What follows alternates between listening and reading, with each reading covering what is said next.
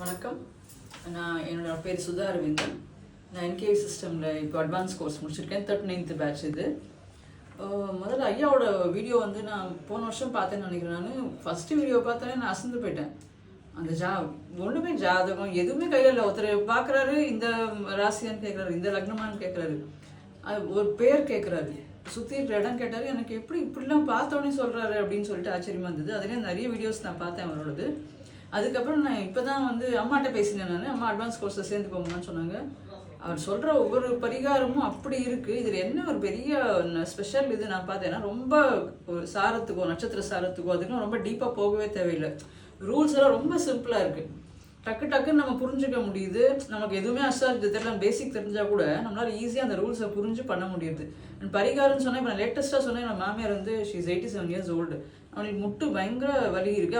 அவங்க ஏஜுக்கு அவங்க ஒன்றும் ஆப்ரேஷன் பண்ண முடியாதுனாங்க.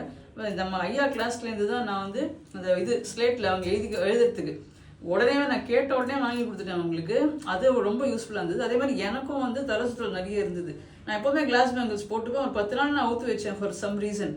பயங்கர தலை சுற்றல். நான் 3 நாள் விட்டு எழுந்திருக்கவே இல்லை நான். அப்புறம் ஐயா கிளாஸில் எதாச்சும் அதை பற்றி பேசும்போது, ஐயா அப்படி இருக்கியான்னு சொல்லும்போது, இந்த மாதிரி இங்கே போடுங்க, கிளாஸ் பேங்கிள் போடுங்கன்னு ஒரு பரிகாரமாக சொல்லும் போது, நான் அந்த கிளாஸ் ஒரு பிரேக் விட்டாங்க, டீ பிரேக்.